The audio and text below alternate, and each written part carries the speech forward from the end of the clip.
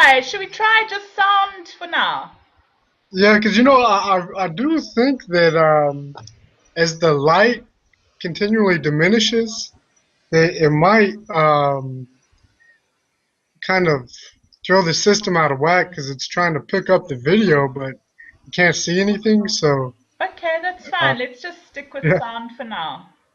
okay, yeah. So, we were just chatting about family constellations and the morphogenic field. Huh?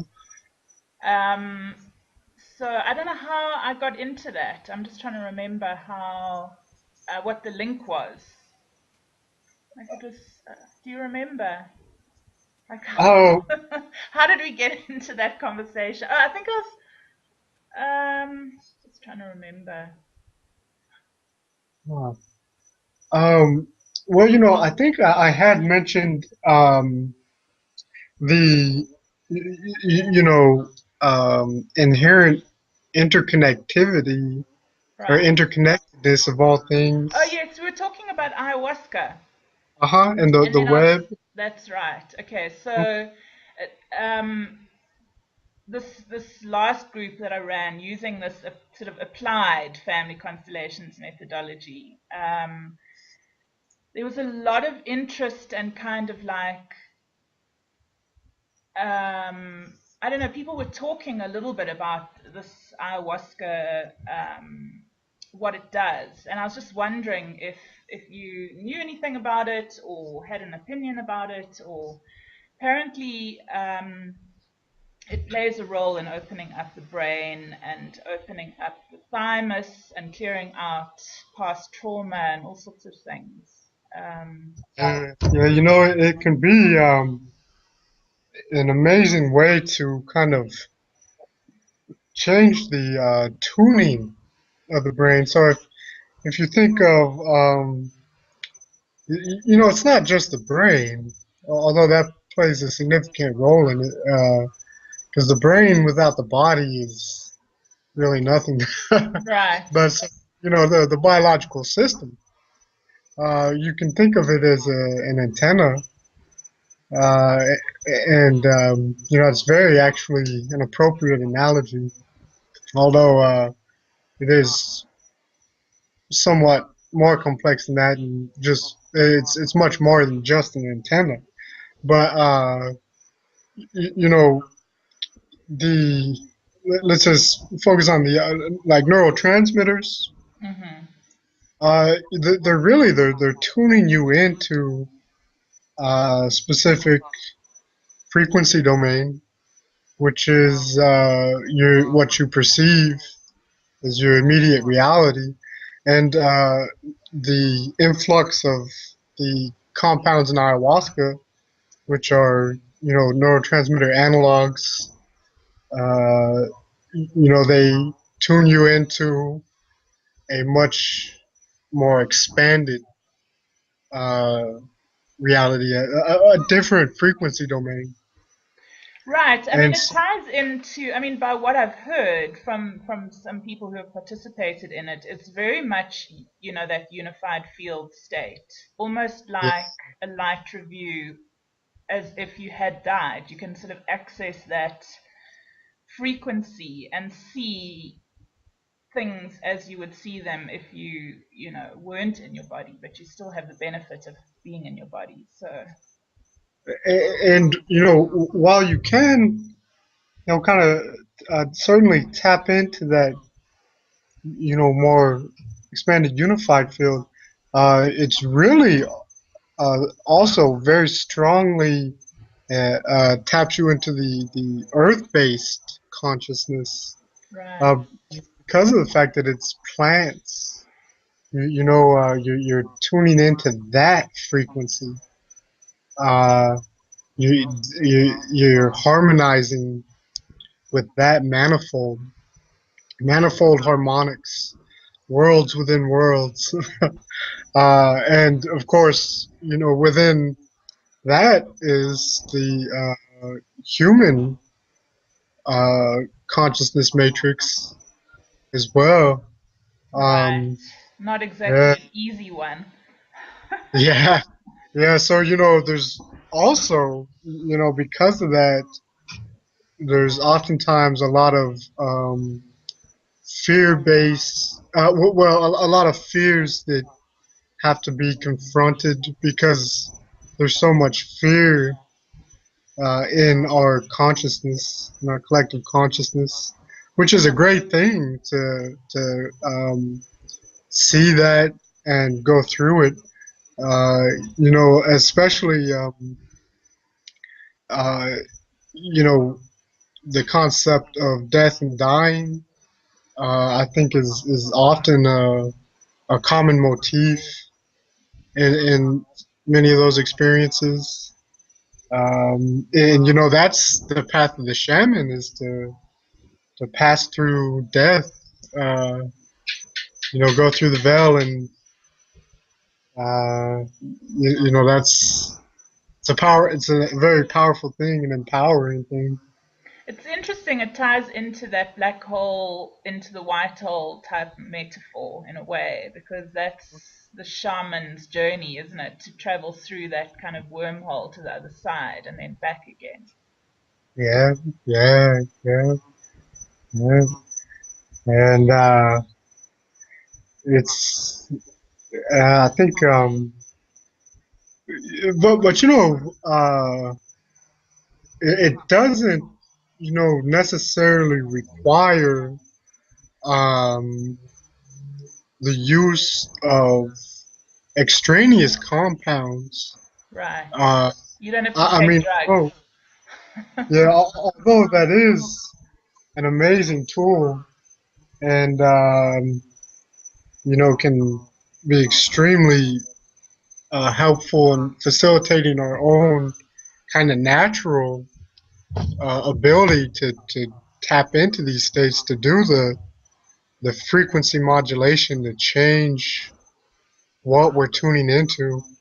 Um, but I had mentioned the kind of neurotransmitter analogs that allow you to tune into these different frequency domains. Um, there are ways, just purely through one's own efforts, that I think we can turn on alternative based neurotransmitters, even perhaps neurotransmitters that are latent Right. within our vast kind of ancient universal genome. So And that's an important point. I mean that people can access states of mind and information without any kind of external substance. And yes, yeah. maybe we can, because there's a nice link. Well, I just know from my own. Yeah. You go. Oh, okay. Yeah, I just know from my own experience, some of the most awesome mind expansion that I've had, occurred without the use of any substances at all. Right. Uh, Actually, just by fasting, Wow. uh, fasting and raising Kundalini. Mm. Uh, it's yeah, it's there's certainly there's numerous ways, and none is not there's not one that's any better than the other per se.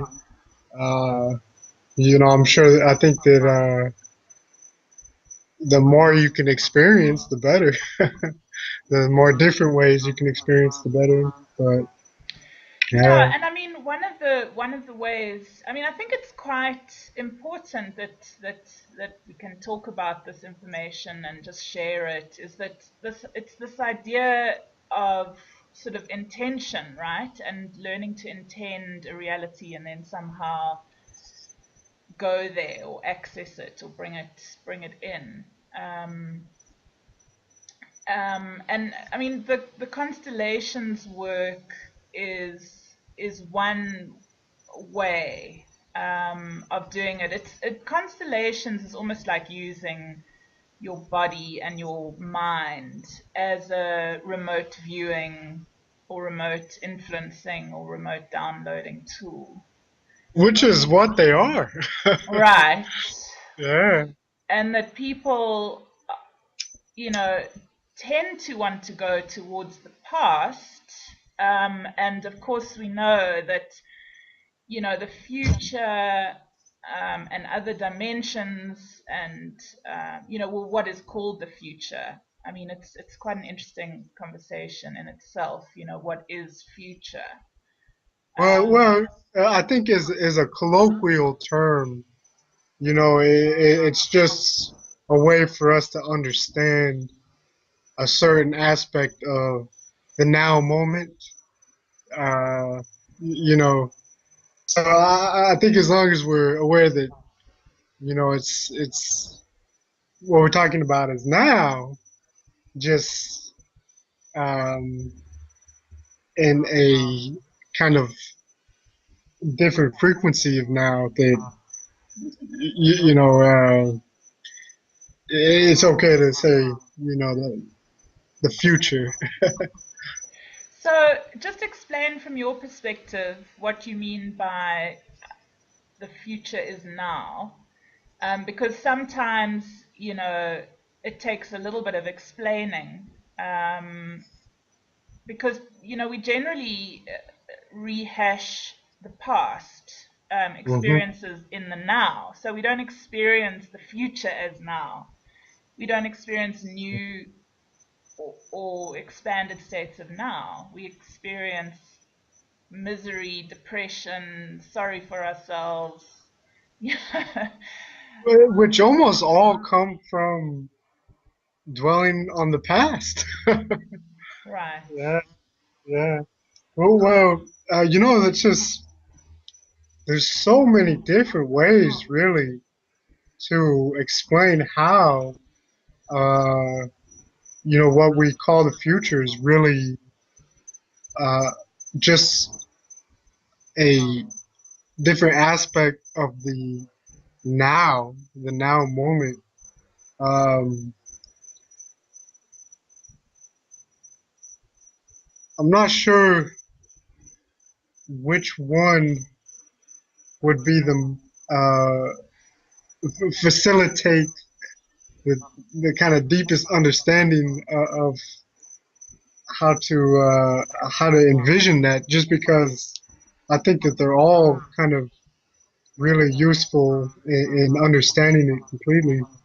Um, but Well, what drives you? Like what, because part of the model that I use is around, what do we want to experience that we focus on that becomes our now? uh, What's our soul's desire? And then that can be that we live free willed, with uh-huh. free will and with our soul's desire open to everything. So, I mean, what that would explain what would bring a certain quality of now into a person's life, don't you think? Yeah, yeah, absolutely. So, what Um, drives your now? uh, What's your yeah. dream? What's your big dream?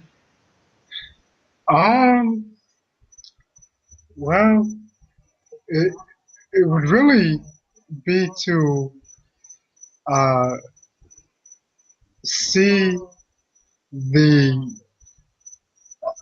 revolution, the change to a true civilization. Um, I, when I kind of step back and take a assessment of the now and my place within it, uh, I tend to come to the conclusion that the only thing of true importance for me is to work to make the world a better place. Uh, I don't see much meaning to the now moment outside of that. Hmm. Uh, and so, uh, by connecting with the future, which is that vision, that dream of a truly liberated and free civilization that is free in terms of uh, being able to investigate and access knowledge and information, and to grow and expand uh, out to the stars even. Um, it already exists because that is something that's happening right now. We're just not experiencing it directly. Um, but you can connect with that through your intention, through one's intention. And by doing that connection, it's very real and it's a tangible thing. And there are manifold uh, conscious elements that are involved with that connection and that intention that will align you such that with that vision in your heart and mind, you can work towards it in every action, which is always in the now moment. Right. And you will be perpetually moving towards uh, bringing that alternate, that parallel reality, that parallel universe into your direct experience. Um, and so um, that really, I think, is my only driving and motivating factor because I see it as a end to all suffering. There's no need for the amount of suffering that we have on this planet, and it's for future generations, for progeny, um, so that they don't necessarily have to live like I did. Right. And I mean, it's such an interesting thing because it's like how to get enough information to people that they can be empowered enough to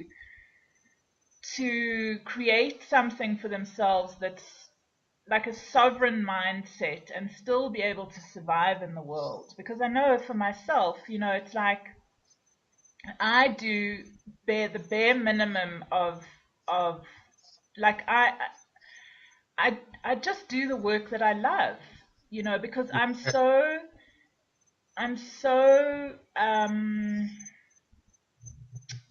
I don't know what the right word is, but kind of like I can't work for other people that don't have an equal or more expanded mindset. I just Uh-huh. can't do it. So Yeah.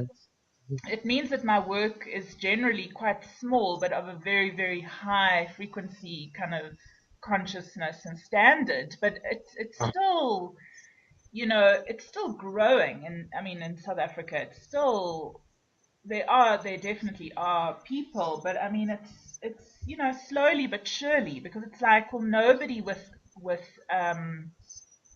big amounts, not a lot of people that have big amounts of money are gonna that easily invest into, you know, multidimensionality and being able to talk about other civilizations and UFOs, and, you know, the fact that, um, you know, HIV is, you know, didn't come from monkeys or whatever. You know, it's like,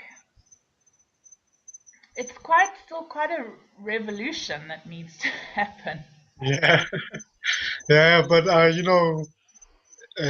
this point, you're fulfilling the most critical step in that process, because any trailblazing is always the most arduous, because there's no path that's already been laid out, uh, and it's not something that's supported. Other people can't see why you would be heading in that direction. They don't understand it. Um, but if somebody isn't there to take those initial steps, uh, it never gets done. So, Uh, even though, at this time, at this particular now moment, it doesn't seem to have, the kind of financial backing or social support that really it should, so to speak. I mean, when you understand how, you know, something like that can revolutionize our society, you would think that people would be doing all they could to move that forward. But unfortunately, I guess that's just not how our system presently works, and certainly not how the human survivalist or capitalist mindset is right. structured. Not You at know, all. I know. And it's interesting, the whole idea of money and the, you know, the money system, and where it's at. I mean, I've had a bit of a journey around that, because I'm not sure if being in a civilization without money is necessarily the full picture. I think there's so much more education and understanding around consciousness that's needed. mhm. You know, that just having no money in a society is, it's not going to take away the slavery mindset of people understanding how to create their own reality. Well, because I think that it really is. It's it all just comes down to um, our values, our value system, and it's actually Peter Joseph of the Zeitgeist movement, I think, has the most elucidative and coherent examination of this particular situation, this particular challenge, uh, is that what it amounts to is that we have a value system disorder, where our values are just so counterproductive, uh, so antagonistic even towards true health, happiness, and well-being, growth, consciousness. uh, but so just like you were saying, the consciousness. If we can begin to each one of us adopt and instill within ourselves and share amongst others values that are in alignment with well-being, global well-being, interpersonal well-being, that with that value system, money will become obsolete, just through that act alone. Because uh, why would you partake in an energy exchange system that necessarily deprives large portions of your global family? You Right. know, No, I it's don't think that the system, I don't think that the financial system is healthy at all, but I don't think, I mean, I'm just thinking, in terms of the work of sort of saying to people, let's just be without money, that's the answer without filling in an immense amount of education around consciousness uh, and creating reality and who we are, as yeah, souls in this huge, multiverse in a sense. Because, yeah. I absolutely agree. yeah, I mean, how are people going to, I mean, it's just baby steps still for everybody, Well, in terms of. and you can see why that is because just about anybody, uh, and myself included, has struggled with this. Is they say, well, we don't need money. It's all a game, anyways. It's not real. We can do without money.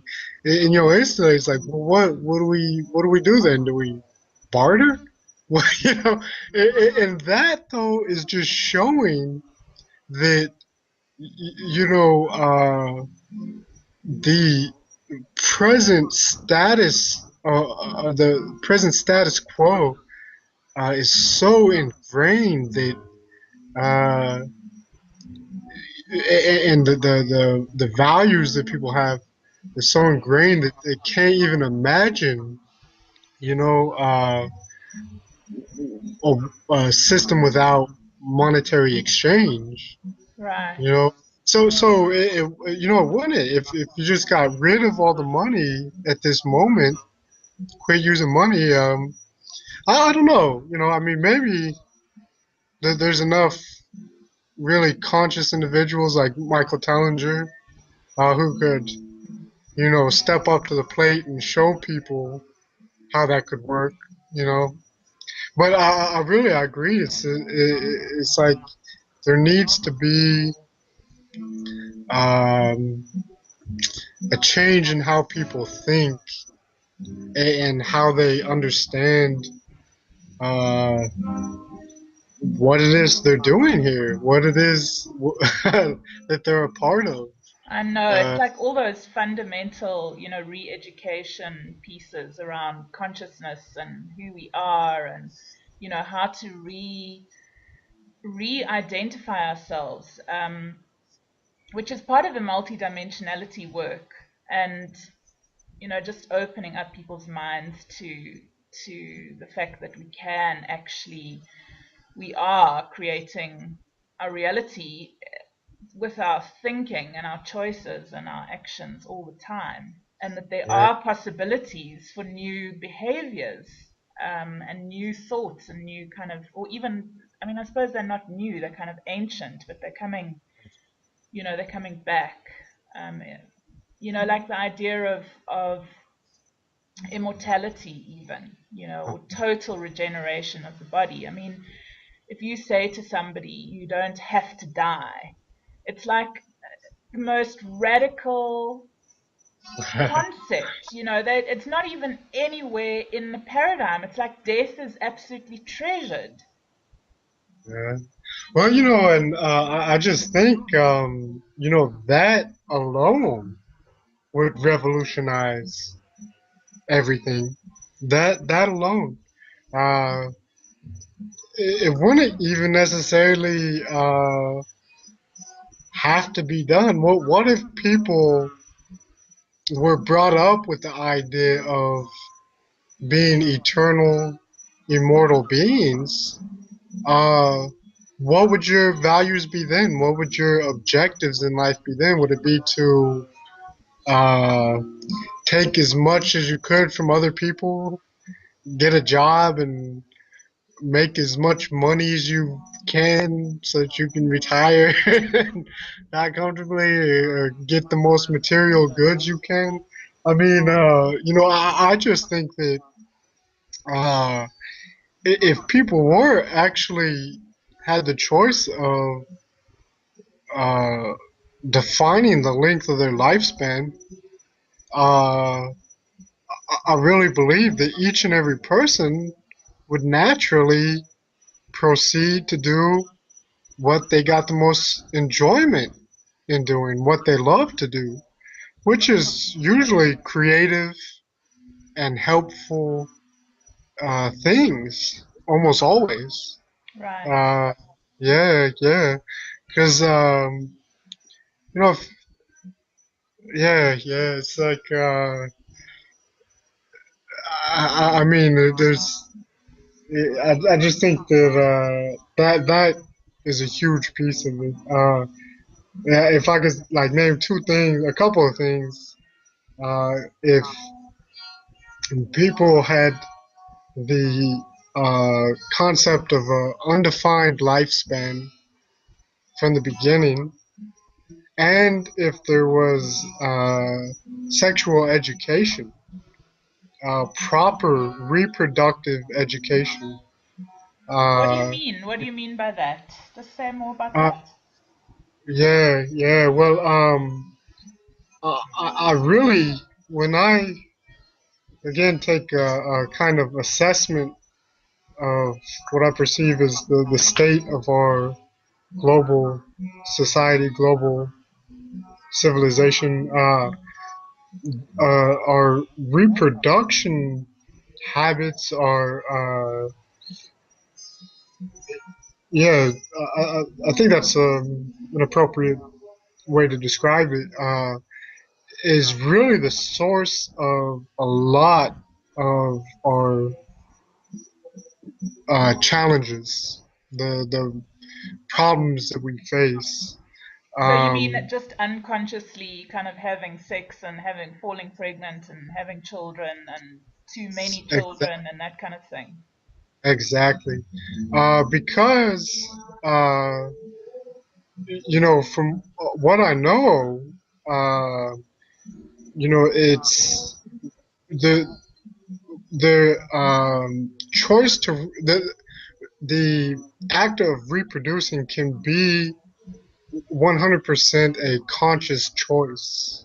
Hmm. Uh, Now, that is not, in fact, that's a radical idea. It's as radical as telling somebody that you could potentially be immortal. You know, that there's no reason per se why the body has to senesce and die. Right. Uh, but yeah, just the uh, early reproduction, having children very early in a very unconscious manner. Uh, Not only does it lead to unsustainable population growth, which is a challenge, but what it does to that individual, it, assuming that generally they're responsible parents, Mm. you're now in a position where you have to provide for child or children, and so you are more likely to take whatever work you can find and toe whatever line is necessary I to know, and it just brings the get. whole grid down again into that past Yeah, survival place yeah. and the But struggle. oh, sorry. Yeah, no, I'm just saying, that I know exactly what you're saying, and it's just a huge, huge task to take on, especially with, I mean, the church, obviously religion is just, Oh, yeah, yeah, really not being very helpful in that way. yeah, yeah. That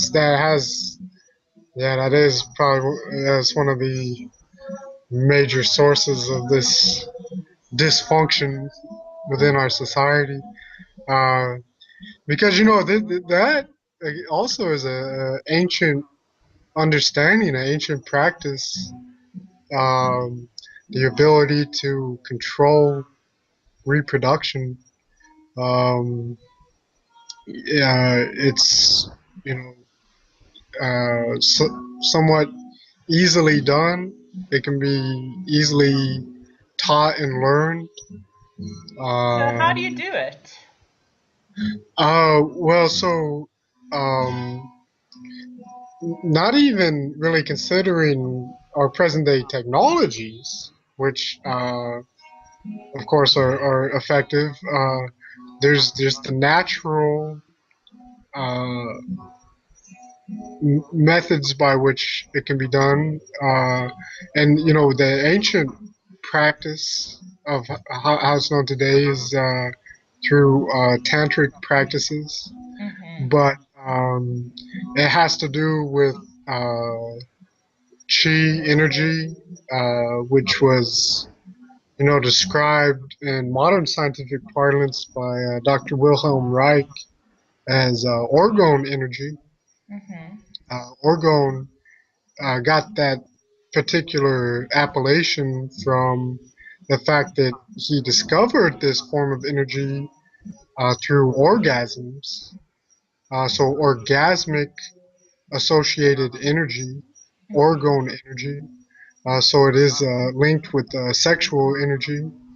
Um, but that's just one particular isoform, if So you you will.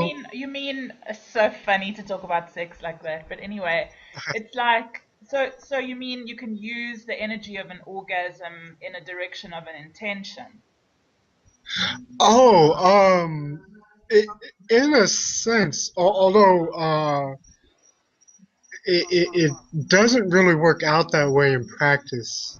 It's actually more like uh, the orgasm is the kind of the release of that energy from the body, and so uh, instead of expelling it, releasing it from the body, it can be um, accumulated within the body, Mm-hmm. uh, quite literally. Um, so uh, and redirected towards uh, other creative endeavors. Absolutely, other intentions. Uh, so it's a real physical energy, and it's not just sexual energy. That's just one form of it. It's a physical energy that where does it come from in the first place? It comes from the sun. It's in sunlight. It's in the atmosphere. It's in the food we eat. Uh, it's constantly being taken into the body. It can even possibly be brought into the body through the field, through the unified field, the vacuum. But um, it, uh, that physical energy is actually used. It's absolutely vital for the maturation of reproductive cells, gametes, the sperm and oocytes, eggs. Uh, so about possibly 40% of this energy that is taken in is converted into that more sexual form of energy, where it's used for the development and maturation of the reproductive cells, the gametes. Well, this energy can be easily redirected. So you can, instead of using it for production of gametes, uh, if you're not reproducing, there's no reason to be doing that. Right. 40% of this vital energy is going into that. And if you're not reproducing, that's highly inefficient, especially if you don't want to reproduce. You don't want to be um, developing the reproductive cells. So there's really pretty easy practices to divert that energy, and it actually turns out that uh, this is one of the most potent ways to expand one's awareness, one's consciousness, because it develops greater sensitivity to what you could term subtle energies, Right. uh, frequencies that are more subtle than the grosser frequencies that we sense with our perception. Um, but so uh, if this energy is, say, instead used to regenerate body tissues, if it's instead used to power the brain, feed the neurons and glia of the brain, uh, which is what one would do with it if they're not diverting all of it into reproduction. You get quantitative increases in IQ, which is not just that you know more, it's that you have the capacity to know more. Mm. you, uh, your body, your health improves dramatically. Wilhelm Reich created orgone accumulators, which he was using to cure cancer Hmm. putatively. So, many diseases, they have a very, very difficult time uh, occurring with this accumulation of this energy and distribution through the body. And to finish the point, it you are you no longer are developing the gametes, so you no longer are beholden to reproduce through sexual intercourse. You can still engage in sex, but it's not done for reproduction, and even in most cases, it's not anyways. Right. And so this, uh, is ensures that it's not going to be done. That there's not going to be unwanted pregnancy, unwanted conception, and so it's just, and so that, I was keeping that just at a very kind of physical level, but the spiritual, higher dimensional aspects of those kind of practices are probably some of the most beneficial, Hmm. because the yogis, uh, they know and have known forever that you have to have this energy, the transmutation of this energy from the gonads to the crown chakra in order to stimulate or activate and open the crown chakra. It's almost kind of a prerequisite. The energy is necessary to activate and open the crown chakra. And similarly, it stimulates the pineal gland, the third eye chakra.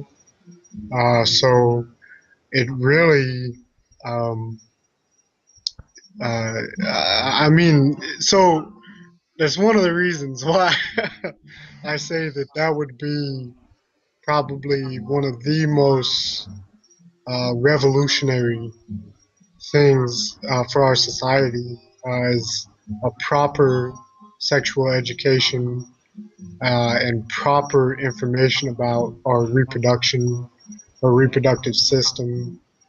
I know, Uh, and but what's coming to mind when you talk about this is just how much work needs to be done around, the kind of male-female relationships healing uh, and the new kind of paradigm of male, the new paradigm of female. What does it mean? Because I think that there's just so much wounding still, uh-huh, that it's like, people can hardly even imagine what it would be like to have a relationship where you have sex like that, uh, because it's a dimension, it's a paradigm away, yeah, So yeah. there's just so much about the new model. I mean, all these things are new models, or forgotten ancient models, but they need to be reintroduced and, you know, But so that's it seems to me that that kind of goes back to the structural violence.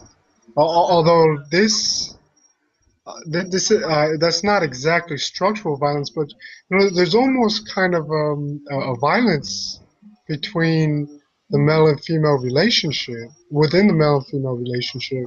yeah.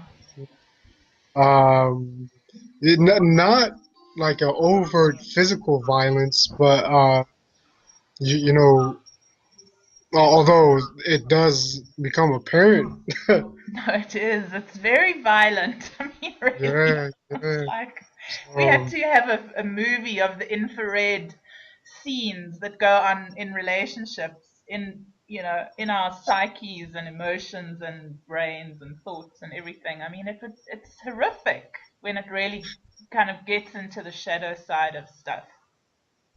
yeah, yeah, yeah. So it's I think that's just another kind of huge aspect of it is the violence. This kind of inherent violence in almost everything we do.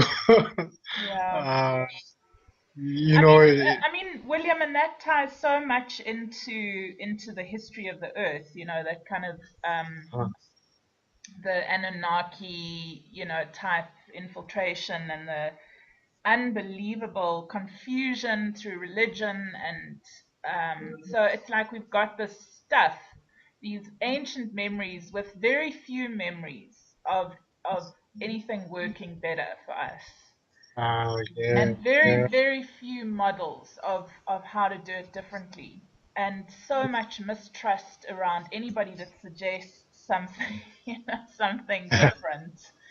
So, yeah. I mean, it's quite a job we have here to remake this place in a much more loving. And so, but so that seems daunting and might even dishearten a few of us. And in fact, sure, every one of us gets disheartened every now and then. But really, if you do kind of, it can help if you stay focused on that future vision, reconnecting with your intention, understanding, that it's already here now, and that it's not so much that you're doing this huge struggle to get there. It's just staying connected with that now, so that you make you act at the right time in the right place, to always be moving towards that in small steps, just little things. uh like the most important thing, absolutely, to be nice, That's it. I mean, uh, you know, more kind of advanced would be act with compassion in each moment, but in each moment, just be nice. You know, that is a small action that, you know, over the course of a multitude of now moments, inexorably connects you closer and closer with that now moment that is the vision, that is the dream, that is what you're working towards to manifest. But you know, Can I just yeah, I say think, something? yeah. I was just going to say, I mean, this is the challenge really of, because I sort of see it as like building ourselves as these very resourced and multidimensional beings, because we have so many dimensions operating here on this planet, that it's Mhm. like, and so many influences, that we have to become so resourced so that we can understand all these different um, and have compassion and understanding of all these different perspectives. Because in some ways, I come kind of from this school of wisdom, which is like, well, it's, sometimes personal truth, if you're going for personal truth and you're trying to move out of a polarized state, just saying what your personal truth is in order to kind of come to a neutralized state is not always nice. Like, it's not always nice to be honest about our judgments, and it's not always nice to perhaps say what the reality is that is truly going on inside of us. Well, you know, I, I think just in the sense that uh, the truth can sometimes be what people don't want to hear or want to express, and so it can feel kind of like, oh, this isn't going to be a nice thing to say, hey,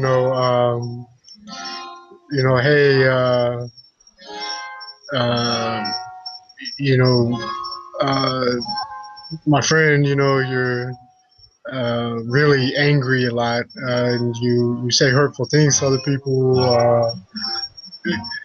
because they're gonna react like, how can you be so critical of me?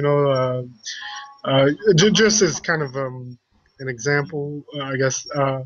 But I don't think that is in any way really being mean or disrespectful or rude. It's like, I guess they do call it kind of tough love, but I think that uh, even what we perceive as like, being very truthful, uh, as long as it's not done with disrespect or being rude, that it might not be perceived as nice, but really, I think it still falls squarely within uh, being, compassionate. Right. Ties back Yes. into the values model that we kind of have to work deeply into, you know, having these values. So, William, we're kind of coming up to the end of an hour plus the other time that we've had. So, and I'd love to talk maybe another time about more about the research in consciousness that you're doing. But maybe this should be enough for one session. Yeah, yeah, yeah. Perfect. It's yeah, it's always exciting to talk to you, and it's interesting because it just kind of went into a whole different direction. But it's just fascinating, and it makes me happy to have these conversations. So thanks so much for your time, Yeah, yeah, thank you. and yeah, hopefully we can follow up, and have another discussion soon. Yeah, absolutely. Just let's set a date and we'll chat. Okay, wonderful. Well, yeah, Excellent. go well in Hawaii. Have a nice sleep, and it's my day here in South Africa, so I'll take Uh, those thoughts into the day and contemplate. yeah. Have a great day in the motherland. Thank you. Yeah. All right, William. Aloha. Okay, Bye. bye-bye. Bye.